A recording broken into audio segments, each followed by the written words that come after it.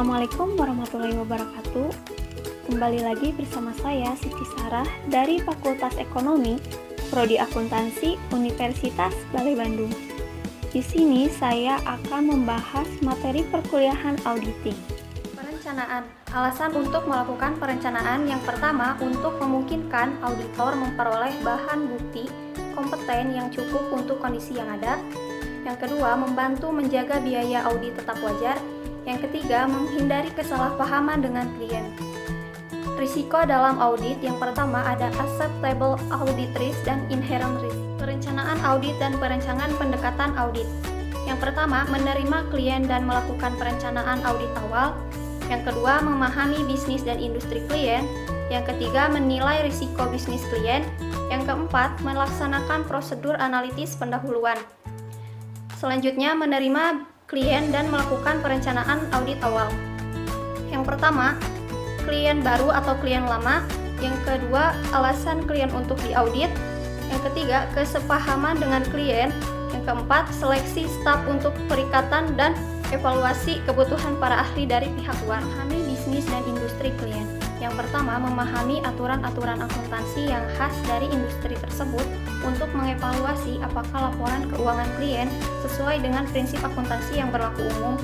Yang kedua, mengidentifikasi risiko dalam industri yang akan mempengaruhi risiko audit yang dapat diterima. Yang ketiga, agar dapat mengidentifikasi risiko bawaan.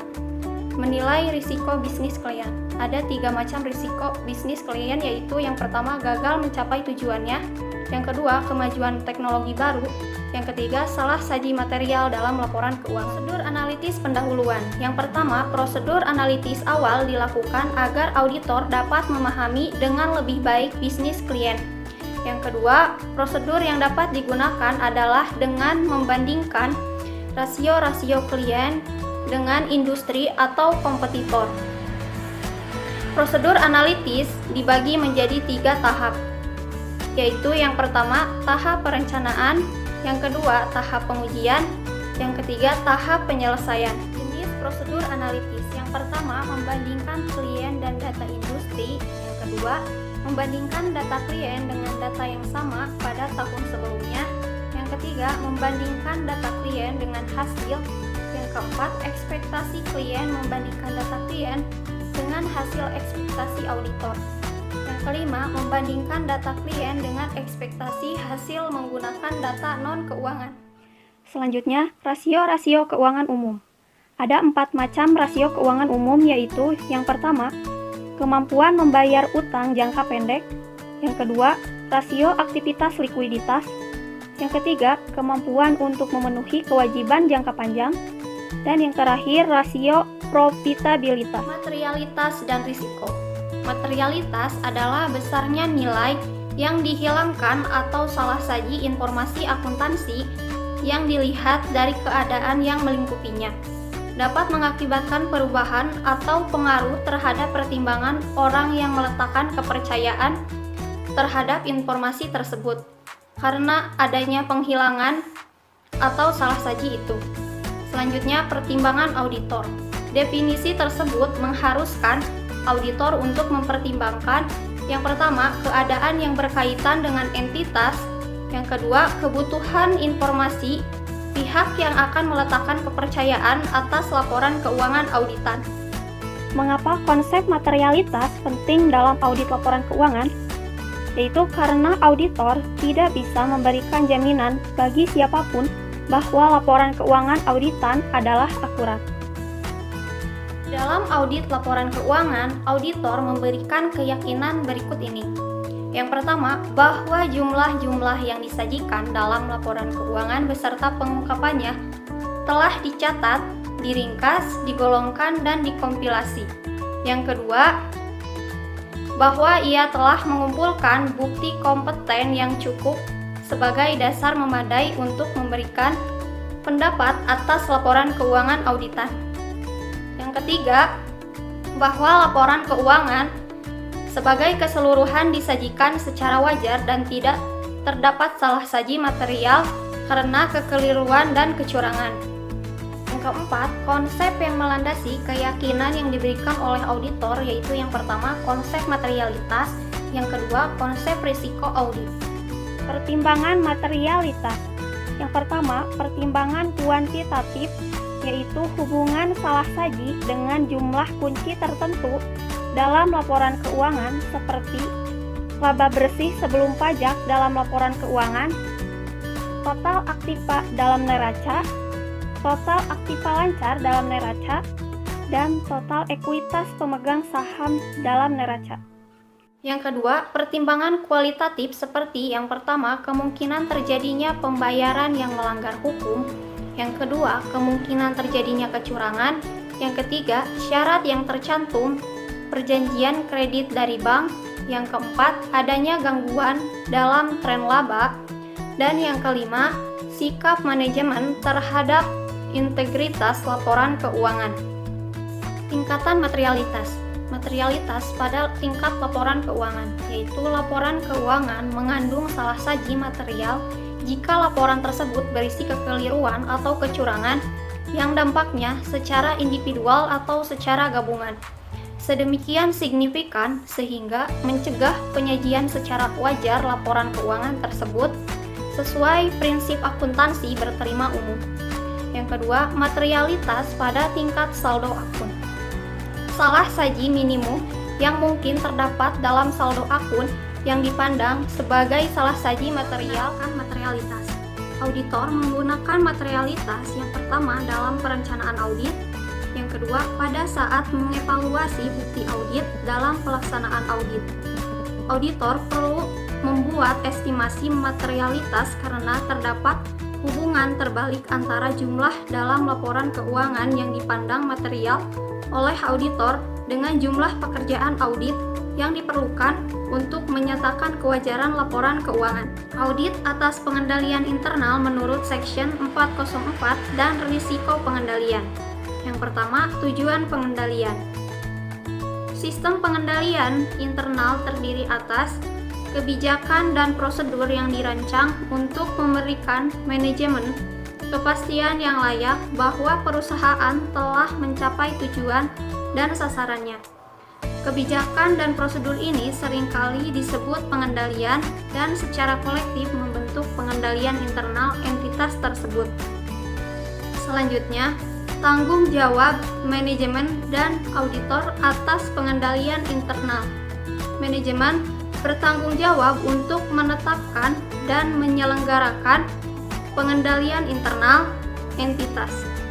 Auditor bertanggung jawab untuk memahami dan menguji pengendalian internal atas pelaporan keuangan. Konsep pengendalian internal. Konsep utama yang melandasi perancangan dan implementasi pengendalian internal yaitu kepastian yang layak. Perusahaan harus mengembangkan pengendalian internal yang akan memberikan kepastian yang layak tetapi bukan absolut, bahwa laporan keuangan telah disajikan secara wajar. Keterbatasan inheren.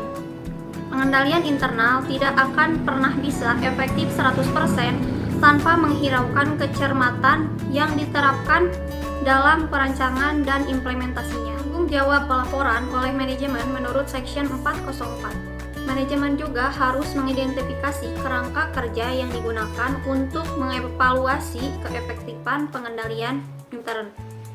Penilaian manajemen mengenai pengendalian internal atas pelaporan keuangan terdiri atas dua komponen, yaitu yang pertama rancangan pengendalian internal dan yang kedua efektivitas pelaksanaan pengendalian. Tanggung jawab auditor untuk memahami pengendalian internal.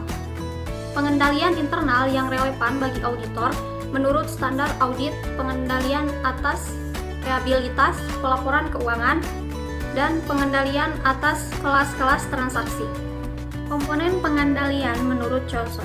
Yang pertama, lingkungan pengendalian. Yang kedua, penilaian risiko. Yang ketiga, aktivitas pengendalian. Yang keempat, dokumen dan catatan yang memadai. Yang kelima, sistem informasi dan komunikasi. Dan yang terakhir, aktivitas pemantauan. Selanjutnya, memperoleh dan mendokumentasikan pemahaman tentang pengendalian internal sebagai bagian dari prosedur penilaian. Auditor menggunakan prosedur untuk memperoleh pemahamannya yang meliputi pengumpulan bukti tentang rancangan pengendalian internal dan apakah pengendalian itu sudah diimplementasikan, lalu menggunakan informasi itu sebagai dasar audit terpadu. Biasanya, auditor menggunakan 3 jenis dokumen untuk memperoleh dan mendokumentasikan pemahamannya atas perancangan pengendalian internal, antara lain yaitu yang pertama naratif, yang kedua bagan arus, dan yang ketiga kuesioner pengendalian internal. Selanjutnya, menilai risiko pengendalian. Auditor harus memahami perancangan dan pengimplementasian pengendalian internal untuk melakukan penilaian pendahuluan atas risiko pengendalian sebagai bagian dari penilaian risiko salah saji yang material secara keseluruhan. Ada 2 faktor utama yang menentukan auditabilitas, antara lain yang pertama, integritas manajemen, yang kedua, kememadaian catatan akuntansi. Selanjutnya, memutuskan risiko deteksi yang direncanakan dan merancang pengujian substantif, yaitu auditor menggunakan penilaian risiko, pengendalian, dan hasil pengujian pengendalian untuk menentukan risiko deteksi yang direncanakan serta pengujian substantif terkait untuk audit atas laporan keuangan. Auditor melakukannya dengan menghubungkan penilaian risiko pengendalian dengan tujuan audit yang berkaitan dengan saldo untuk akun-akun yang dipengaruhi oleh jenis transaksi utama, serta dengan 4 tujuan audit penyajian dan pengungkapan. Tingkat risiko deteksi yang tepat untuk setiap tujuan audit yang berhubungan dengan saldo kemudian diputuskan dengan menggunakan model risiko audit. Selanjutnya, fraud audit atau audit kecurangan. Fraud atau kecurangan adalah tindakan ilegal untuk memenuhi kepentingan pribadi atau kelompok, baik dalam bentuk penyalahgunaan wewenang, penyembunyian kebenaran, pemalsuan dokumen, maupun dalam bentuk pelanggaran kepercayaan. Perbedaan kecurangan dengan kesalahan yaitu suatu tindakan yang tidak disengaja yang dapat terjadi dalam setiap tahap pengelolaan transaksi, sedangkan kecurangan adalah tindakan atau kesalahan yang disengaja. Fraud dalam laporan keuangan yaitu kecurangan dapat dilakukan melalui laporan keuangan dengan cara-cara sebagai berikut, yaitu yang pertama memanipulasi atau memalsukan atau mengubah bukti transaksi dan pembukuan. Yang kedua, dengan sengaja menyajikan secara keliru atau menghilangkan transaksi atau informasi penting dalam laporan keuangan. Yang ketiga, dengan sengaja menerapkan standar akuntansi secara tidak benar baik dari sisi jumlah, klarifikasi, cara penyajian, dan pengungkapan. Tanggung jawab auditor internal berdasarkan SAS 99. SAS atau Statement of Auditing Standard nomor 99 menyatakan bahwa auditor independen bertanggung jawab untuk merencanakan dan melaksanakan audit untuk mendapatkan jaminan memadai bahwa laporan keuangan bebas dari salah saji material, baik kesalahan yang tidak disengaja maupun yang disengaja atau fraud. Pertanggungjawaban auditor eksternal. Pertanggungjawaban auditor eksternal untuk kegagalan mendeteksi kecurangan timbul hanya apabila tidak menaati standar auditing yang berlaku umum berdasarkan Statement of Auditing Standard nomor 16 menyatakan auditor independen mempunyai tanggung jawab dengan keterbatasan yang melekat pada proses auditing untuk merencanakan pengujian dan mencari kesalahan atau ketidakberesan yang berpengaruh secara material atas laporan keuangan dan melakukan kemahiran profesional secara cermat dan seksama. Peranan internal auditor, yaitu yang pertama, mendorong penerapan prinsip-prinsip etika dan tata nilai dalam organisasi. Yang kedua, memastikan efektivitas dan akuntabilitas kinerja manajemen. Yang ketiga, meningkatkan kualitas komunikasi dalam organisasi, baik komunikasi internal maupun komunikasi eksternal organisasi. Selanjutnya, skeptisme profesional adalah kemampuan untuk melakukan evaluasi secara kritis atas bukti dan informasi yang diperoleh. Kemampuan semacam ini sangat penting untuk keperluan asesmen risiko fraud. Asesmen risiko kecurangan. Auditor perlu melaksanakan beberapa prinsip agar asesmen risiko menjadi lebih efektif. Yang pertama, melakukan asesmen secara sistematis dan berkelanjutan. Yang kedua, memprediksi potensi, skema, dan skenario kecurangan, termasuk faktor-faktor internal dan eksternal yang mendorong terjadinya kecurangan. Pencegahan. Ada beberapa metode pencegahan seperti pemberlakuan praktik audit internal yang independen, objektif, dan kuat, pemberlakuan standar etika dan integritas pegawai, penurunan peluang dan tekanan yang bisa menimbulkan kecurangan melalui laporan keuangan, dan pembatasan rasionalisasi fraud melalui training secara rutin tentang permasalahan fraud. Selanjutnya, pelaporan hasil audit fraud. Pelaporan fraud terdiri dari berbagai komunikasi lisan atau tertulis, komunikasi sementara atau komunikasi final dengan senior manajemen atau dewan komisaris tentang status dan hasil dari investigasi. Dampak teknologi informasi terhadap audit. Yang pertama, TI dan akuntansi. TI berfungsi untuk meningkatkan efektivitas dan efisiensi serta kualitas proses bisnis, termasuk di dalamnya proses akuntansi. Teknologi informasi berpengaruh besar terhadap kualitas informasi akuntansi. Pendekatan dan proses audit yang ditujukan untuk menguji keandalan laporan keuangan atau informasi akuntansi banyak dipengaruhi oleh teknologi informasi yang digunakan untuk melakukan proses akuntansi.